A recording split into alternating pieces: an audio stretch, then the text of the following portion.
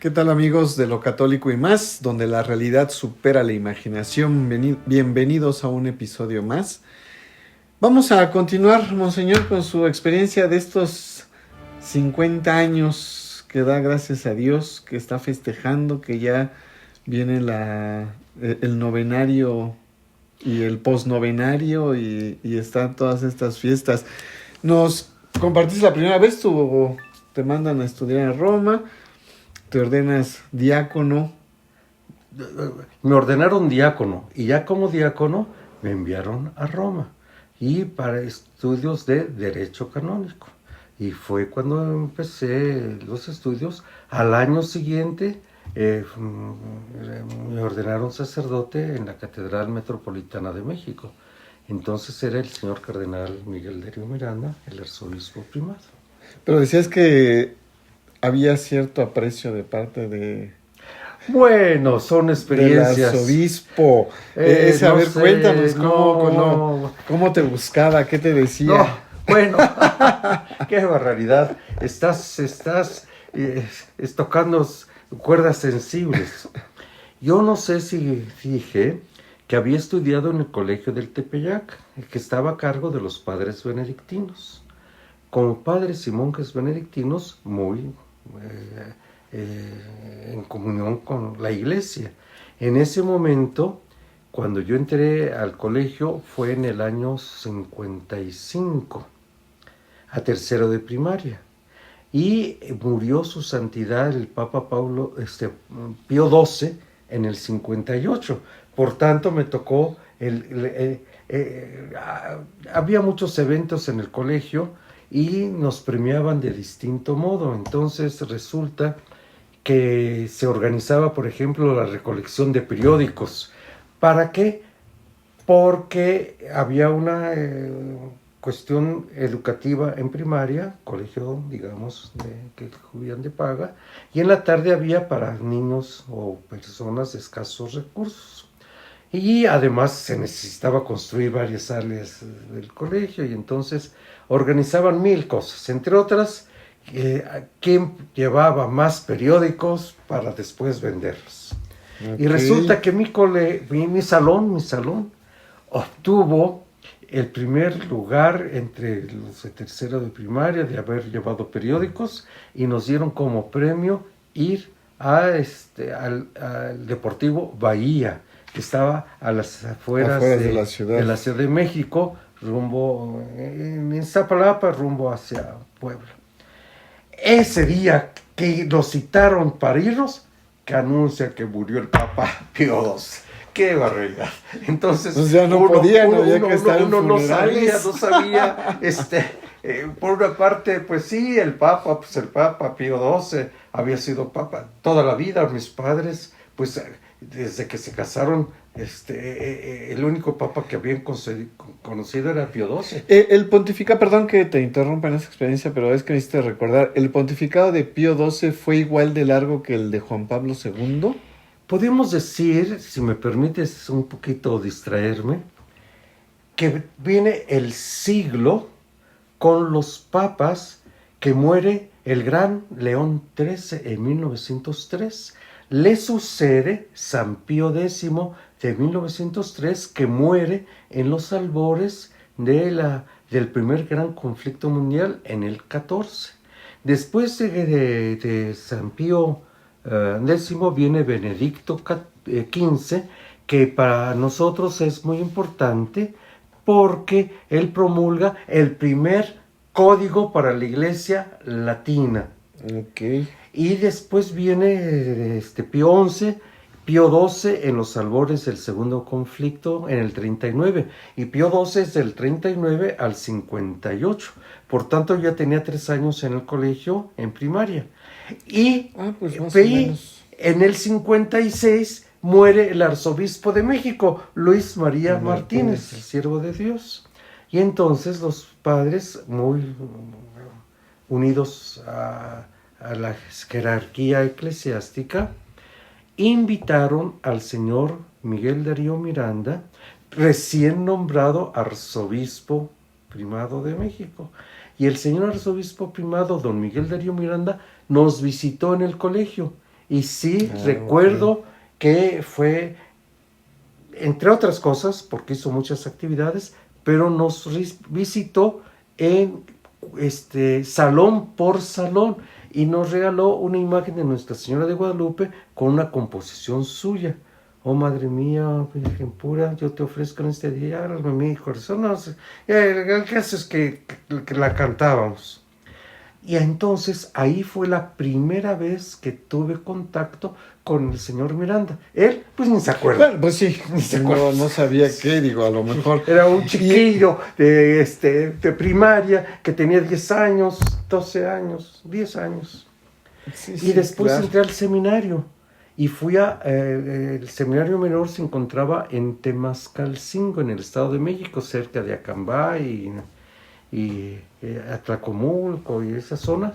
Y fue, por providencia divina, el último año de estancia en el seminario menor en Temascalcingo, porque se trasladaba a la Ciudad de México, a Huipulco, donde actualmente está la sede del seminario menor. Y entonces el señor Miranda fue a visitarnos. Y como buen padre, buen pastor, buen obispo, bien arzobispo, aunque la distancia era grande de la Ciudad de México, pues nos dedicó para saludarnos a cada uno de los seminaristas.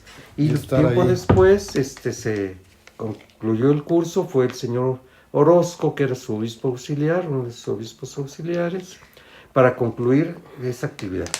Y inauguramos nuestro curso en el 64, el seminario. Y invitó el señor cardenal Miranda al primer cardenal mexicano, don Luis, José Garibay Rivera, arzobispo de Guadalajara. Todavía no era cardenal el señor Miranda. Y a mí me tocó llevar el acetre, en donde bendijo el señor Miranda el señor Garibay. Hubo una misa previa, entonces en aquel momento misa pontifical de aquel entonces y no sé qué, en el 64, pleno concilio. El concilio empezó en el 62 y termina en el 65, el Vaticano II. Y todavía no se estilaba en que se podía dividir por secciones y que los obispos podían ir a dividir. Entonces el seminario era extensísimo. Y a los dormitorios, subir escalones, primer piso, y el agua bendita, y el señor Miranda ofreciéndoles al señor Garibay, y yo ofreciéndoles al señor Miranda. Y entonces pero ahí hubo todavía una mayor relación con el señor cardenal Miranda. Ya empezó a fijarse. Sí, digamos que empezaba ahí ya la relación, ya te empezó a ubicar, me por empezó, así decirlo, ¿no? Me empezó a ubicar. Ya empezó con estas... Y estudié humanidades, latín, filosofía, teología, y él fue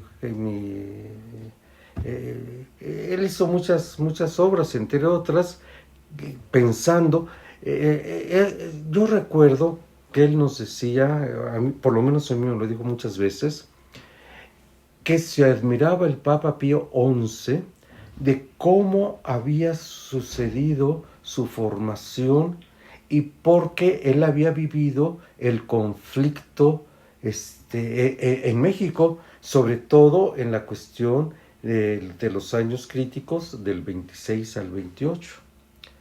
Y entonces yo recuerdo que el señor cardenal Miranda, todavía no era cardenal, le decía al Papa: santidad, la única forma en donde se puede renovar el clero y la nación es mediante la cultura, mediante la formación.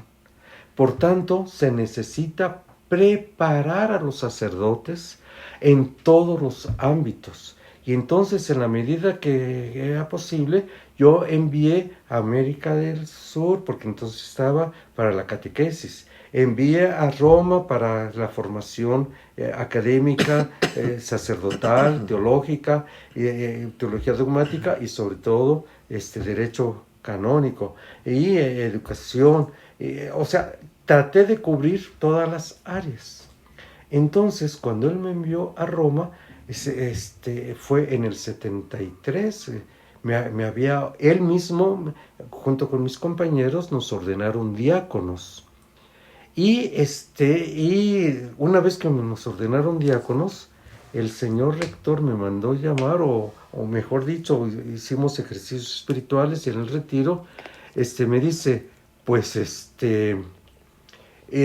habló a mis compañeros, una vez que se ordenaron diáconos, tú te vas a ir a una parroquia y vas a seguir tus estudios en el seminario, pero vas a prestar, porque también se empezaba la experiencia de que los diáconos empezaban a hacer un apostolado en las diversas parroquias.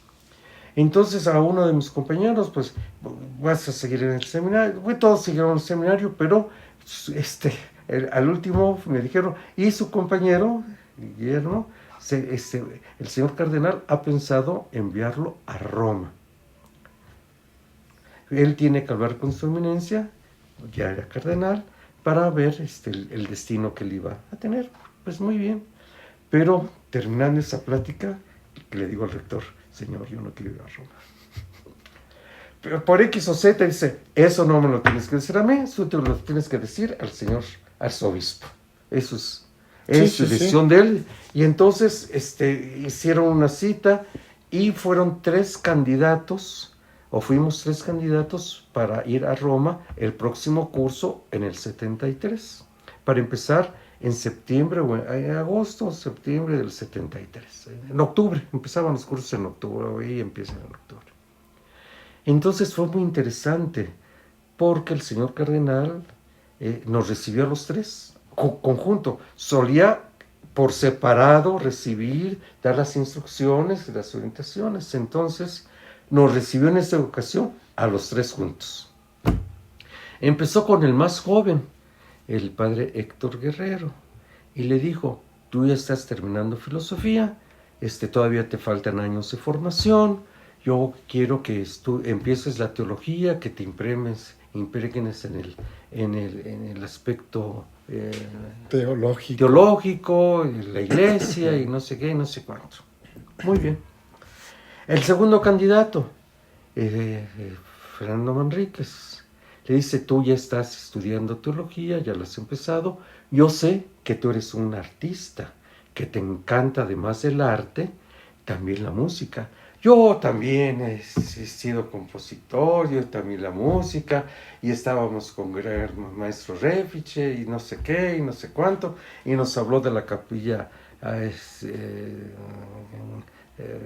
la Escuela Cantorum, que atendía lo que llamábamos la Capilla Sistina, las ceremonias íntimas del Papa, y no sé qué, y el cardenal Miranda decía, yo era de los más altitos, y una vez nos dieron una vela, pero como venía el Papa, dijeron que la apagáramos, y yo no sabía dónde poner la vela, y la puse en la parte de arriba, yo creo que todavía debe estar ahí, la vela esperando que alguien pase. Que alguien pase. Anécdotas que decía el señor Miranda. Y dice, yo quiero que continúes tus estudios. La música y el arte es una gran cualidad, pero no te vayas a dedicar solo y exclusivamente ni a música ni al arte, sino a tus estudios teológicos. Relativamente fue muy breve, con el primero, que iba a estudiar teología, el segundo, que iba a continuar sus estudios teológicos, y yo, como ya acababa de ser ordenado diácono, y había habido una nueva reorganización de estudios filosóficos teológicos con la creación del IPSAM, porque él decía, creo este instituto como una preparación para poner las bases para pedir al Santo Padre la gracia que nos permita reabrir la Universidad Pontificia en México. Pero pues le pedían que hubiera primero un instituto que preparara esa cuestión. Y entonces formó ese instituto de formación en México, agrupando a las diversas comunidades de vida consagrada en México, a los franciscanos, a los dominicos, los jesuitas tenían su propio centro, sin embargo, alguno que había estudiado con los jesuitas se incorporó a estudiar con nosotros en el IPSAM. en el ICE, Instituto Superior de Estudios Eclesiásticos. Y había misioneros de Guadalupe, había josefinos, había redentoristas, había misioneros del Espíritu Santo, una gran serie de comunidades, y así tuvimos nosotros oportunidad, la interrelación de las diversas comunidades. Pero conmigo, cuando llegó conmigo el señor Miranda, fue otra experiencia, porque empezó a hablar de la Arquidiócesis de México.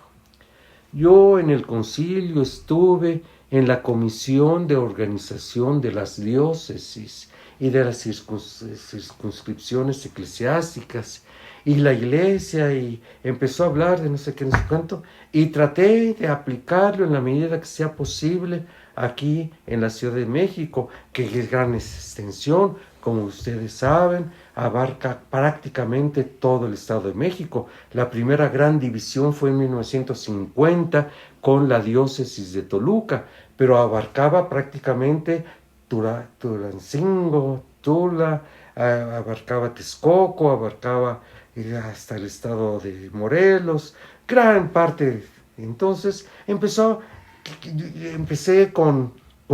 creando gerencias, y esos se fueron transformando poco a poco en zonas de pastoral. Entonces empezó a hablar de los diversos problemas que él veía en la arquidiócesis, problemas de formación, problemas de población, problemas de educación religiosa, problemas de atender a gente necesitada, problemas de las distintas necesidades. No es lo mismo Xochimilco y Tláhuac que Atlacomulco, o que era otras regiones, inclusive llegaba hasta los límites con Chilapa. O sea, era un gran... Empezó a hablar, pero largo y tendido, el señor Miranda, de tantos problemas, y de repente para en seca y dice: por eso he decidido que tú vas a ir a Roma a estudiar Derecho Canónico, para que regreses aquí y nos ayudes. ¿Yo qué le decía al señor cardenal?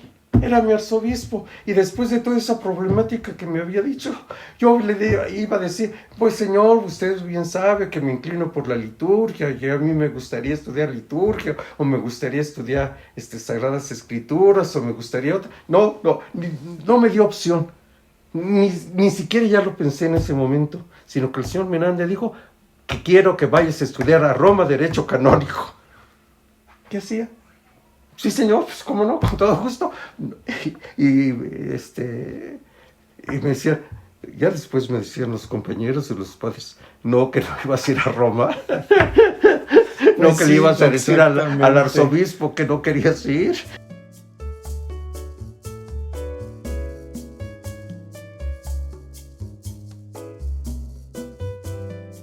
Mi relación con el señor cardenal Miranda tuvo, por decir así, más acercamiento, porque me trató mucho.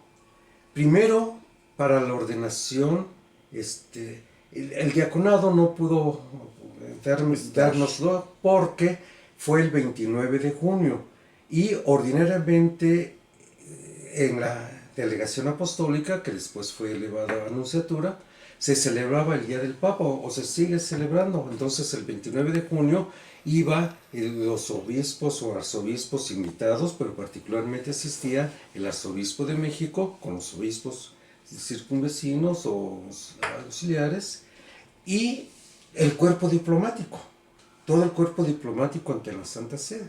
Entonces el señor cardenal Miranda no pudo ordenarnos, entonces ordenó un recién obispo auxiliar nombrado, ordenado, a que en aquel entonces yo servía mucho en la cuestión litúrgica, entonces todo el mundo me conocía, me ubicaba. Y cuando iba el señor cardenal al seminario por las diversas celebraciones, siempre estaba yo como maestro de ceremonias. Y entonces me ubicaba mucho el señor cardenal. Y cuando me envió a Roma, él llegaba a tomar unos días de descanso, que podríamos decir de vacaciones. ¿Cuál era? Primero estuvo por X o Z en un hotel, después iba al Colegio Mexicano, se hospedó en el Colegio Mexicano, y desde que fue invitado, porque él es muy respetuoso, cada año que iba al Colegio Mexicano pues los obispos tratan a sus propios obispos. Y entonces, si el cardenal Miranda era el arzobispo de México y yo era de México, pues no solamente lo que llamábamos la colonia de México lo atendía, sino básicamente yo era uno de los que estaban más cercanos al cardenal Miranda.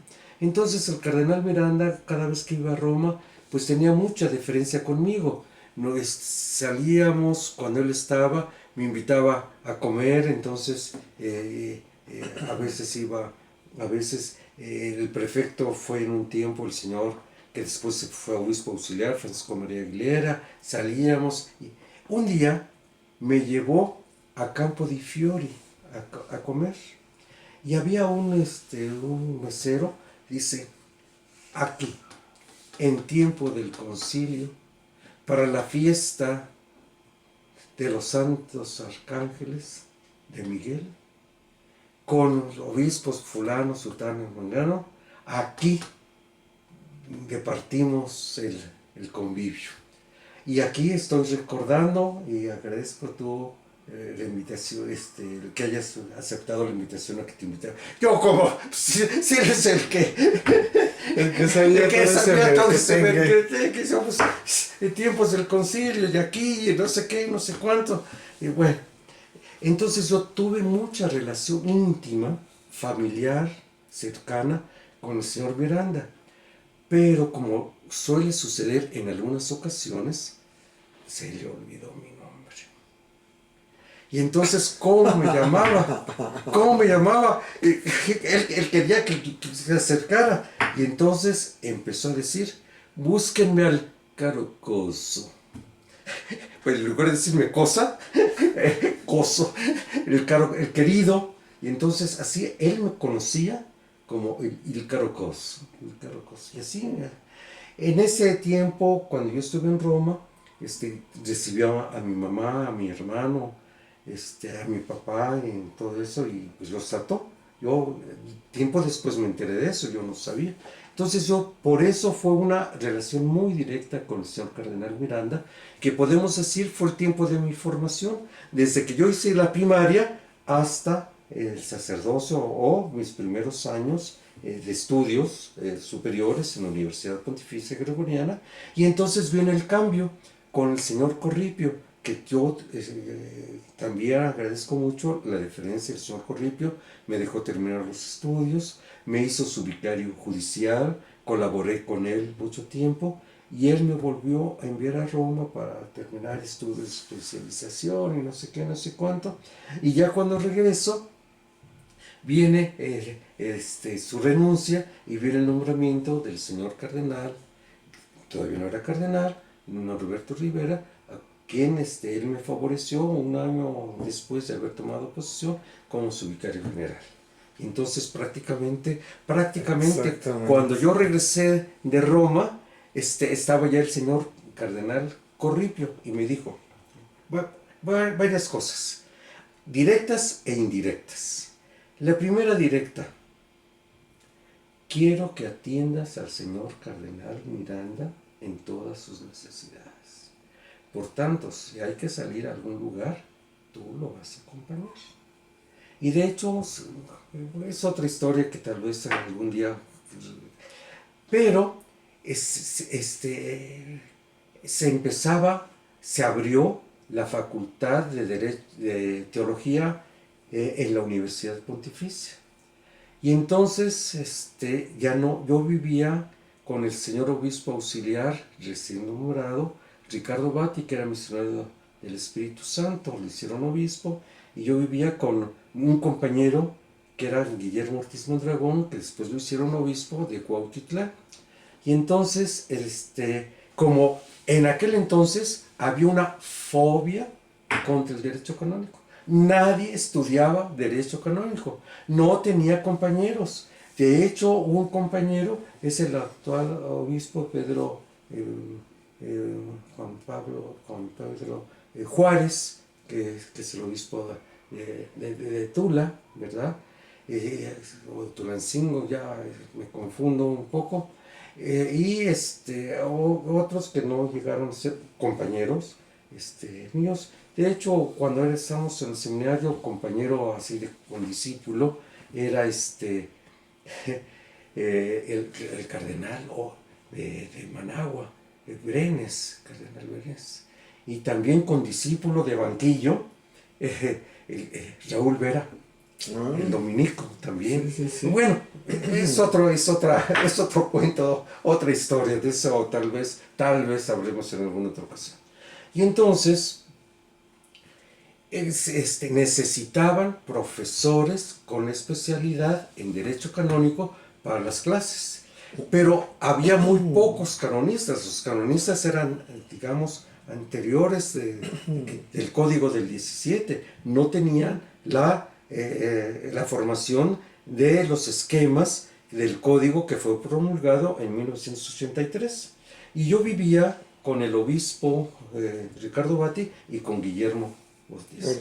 Y me dice un día el señor Batti: fíjate que se han propuesto para que tú vayas a ayudar en la reciente apertura de la Facultad de Teología en la Universidad Pontificia, en lo que será la Universidad Pontificia, por lo pronto será Facultad Teológica. Y se le propuso al señor Corripio: como tú acabas de llegar de Roma, vas a, pero el señor Corripio puso una condición: tiene que dar clases en nuestro seminario conciliar. Si no da clases en el seminario, no le doy permiso para que vaya a la facultad. Así es que yo me vi obligado a, pero por decir así, es un decir, a el seminario.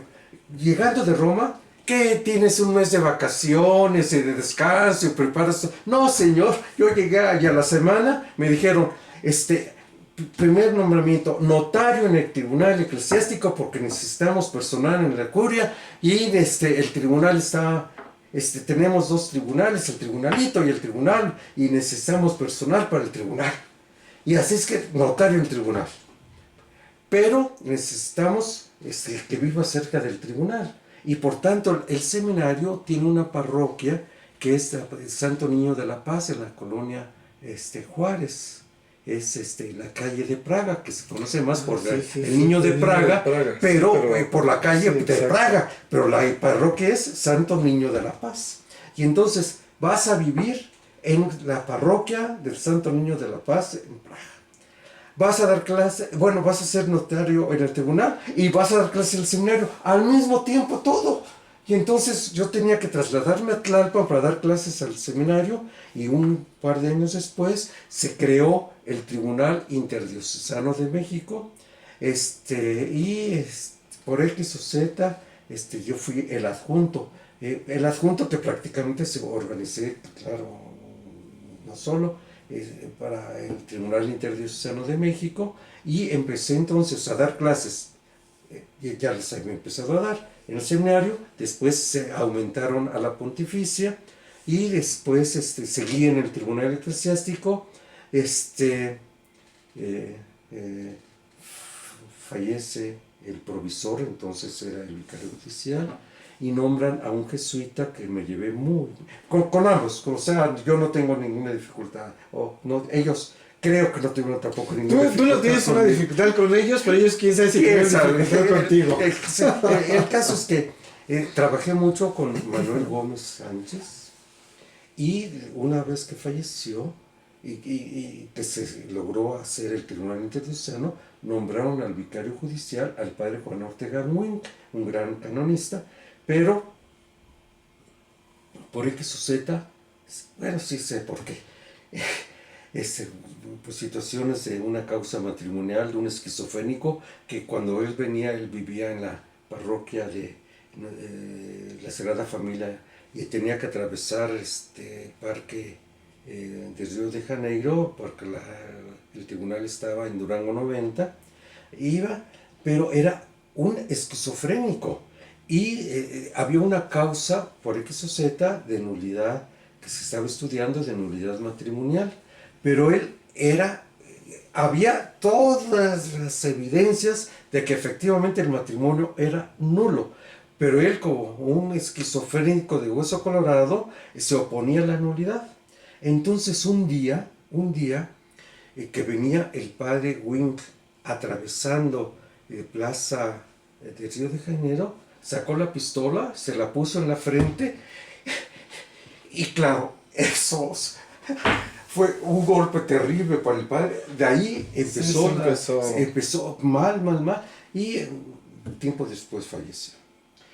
El adjunto del padre Ortega, bueno, cuando él estuvo un tiempo, el segundo era yo, un servidor, entonces yo era el vicario judicial adjunto, pero con funciones de vicario judicial. Entonces empecé a ser vicario judicial adjunto, después fui vicario judicial, y en ese tiempo se creó, se impulsó y también se siguió con la Asociación Mexicana de Canonistas en los antiguos y bueno, hay mucha historia jurídica interesante.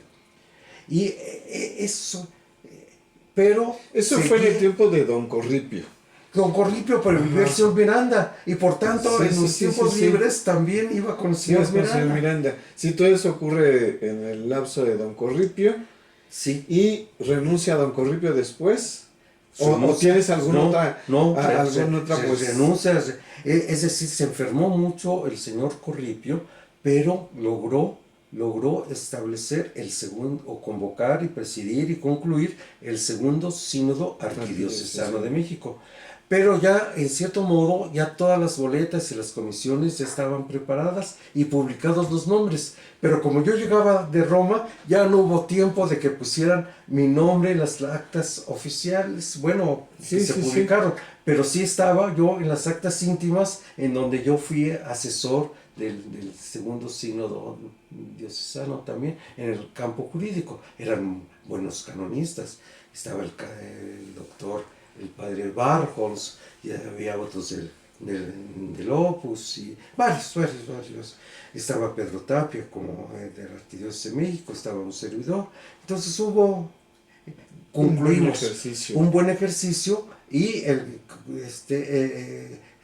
fallece el señor Corripio y nombran entonces al cardenal Norberto, todavía no era cardenal, al señor Norberto, y entonces prácticamente mi formación fue el señor Miranda. Mis primeros años de ejercicio ministerial, pastoral, jurídico, canónico, bajo el señor Corripio, como vicario judicial o en el aspecto del tribunal eclesiástico. Algunos me identifican como era en aquel entonces encargado de la justicia, en este campo jurídico de los procesos matrimoniales sobre todo. Y ya el tiempo del señor Norberto ya es otro campo, porque entonces él, yo pensé que me iba a volver a llamar al tribunal eclesiástico o qué iba a hacer, pero por X o Z él quiso que yo lo colaborara con él en el campo administrativo.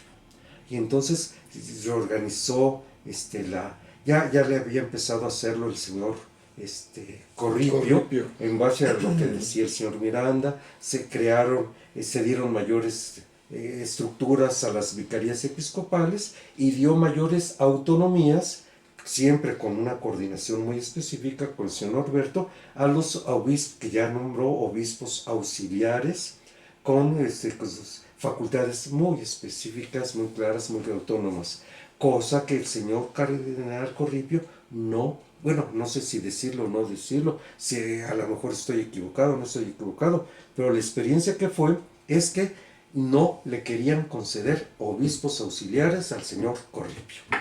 Y entonces, ¿qué hizo? Él pidió la asesoría y el venir a los obispos eméritos de otras diócesis. Y así vino el Pablo Robalo, que siempre mantuvo el título antiguo obispo de Zacatecas, que era marista, pero él no fue auxiliar de México. Vino el obispo de Papantla, que era el señor Genaro Alamilla. Él era obispo emérito de Papantla. Luego estuvo el señor Lozano, si no me equivoco, y estuvo el señor Un amigo de él que también fue muy singular fue el que era arzobispo coadjutor de Chihuahua, se me va el nombre, que era de Zamora, y de allá era canónigo, siendo arzobispo, porque una vez que a alguien nombran con una jerarquía superior, no lo pierde. A persona es arzobispo, pero en la función es obispo. Se llamaba ahorita su apellido, Mena, el señor Mena. Entonces él era arzobispo emérito, coadjutor de Chihuahua. Entonces el señor Corripio empezó a organizar la arquidiócesis con obispos que de buena voluntad aceptaron colaborar con él en la arquidiócesis de México. En cambio, el señor Norberto ya pudo conseguir que Santa Sede le concediera ya obispos auxiliares. Y ahí con Norberto llegas a esta parte administrativa. ¿Qué es lo primero que llegas a colaborar con don Norberto? Fue muy interesante porque me dice, yo necesito un moderador de curia. Así es que yo te llamo aquí a la curia para que seas el moderador. Pero como moderador necesito que tengas facultades y que participes en el consejo episcopal. Por tanto, te nombro vicario general y moderador de la curia. Pero en aquellas circunstancias era medio difícil, porque se estaba estudiando la organización de la Arquidiócesis de México. Y en la organización de la Arquidiócesis de México estaba el problema si qué facultades tenía el vicario episcopal y el vicario solo de pastoral, o el moderador de curia, o el vicario general, no obispo. Sí. Y en ese momento se tocaban muchas cuerdas especiales, muy sensibles. Habían nombrado obispo auxiliar, no sé si esté bien decir nombres, total, si me equivoco, pues, y hay que reconocer algo, pido de una vez disculpas y perdón. Éramos, un profesor mío era Jesús Martínez, que lo hicieron primero obispo de Irapuato y lo hicieron auxiliar de México. Él había sido director espiritual en el seminario y me dio clases de eclesiología, era eclesiología y me dio. Y después lo enviaron a estudiar a Roma, pero ¿cómo íbamos a estar en la misma situación? Yo era alumno de él era profesor, él ya tenía varios años de ordenado, entonces él se fue a vivir como residente, haciendo sus estudios propios, con los benedictinos en la abadía primada en San Anselmo. Nos veíamos, sobre todo en algunas reuniones, sobre todo algunos domingos, sobre todo en algunas convivencias. Nos tratamos mucho, pero éramos a niveles y niveles. Entonces, sí, tú ya eras vicario. No, yo era estudiante en Roma. Y él también era estudiante. Digo, cuando se conocen, pues, pero ya cuando nos tratamos. Pero él ya era mi maestro en el seminario. Sí, pero ya con el nombramiento que te Pero con el nombramiento, él era el obispo auxiliar. Ya era obispo auxiliar de aquí de México cuando te da el nombramiento don Norberto. Nos vamos a quedar en estas emociones para que no se sigan perdiendo estos detalles. Perdón que de haber hablado y en tiempo del concilio. Para que no se pierdan estos detalles que nos vas contando y sobre todo la experiencia tan interesante que tienes de cómo se va estructurando la Arquidiócesis de México hasta el día de hoy, que nos sigas compartiendo pues este caminar de 50 años, ¿verdad? Que no se puede resumir en una hora. Entonces vamos a seguirlo a seguir Si me platicando soportan, de este caminar. con todo gusto a nuestra audiencia, porque ya creo que estoy participando de la audiencia de lo católico y más, porque la realidad supera la imaginación. Y vamos a continuar, ¿verdad? Con estas experiencias. Así que les seguimos invitando a que sigan pendientes de todas estas experiencias y esta riqueza que Monseñor comparte con nosotros. Que se suscriban a nuestro canal, que les sigan dando like. A ustedes nada les cuesta y a nosotros nos sigue ayudando mucho.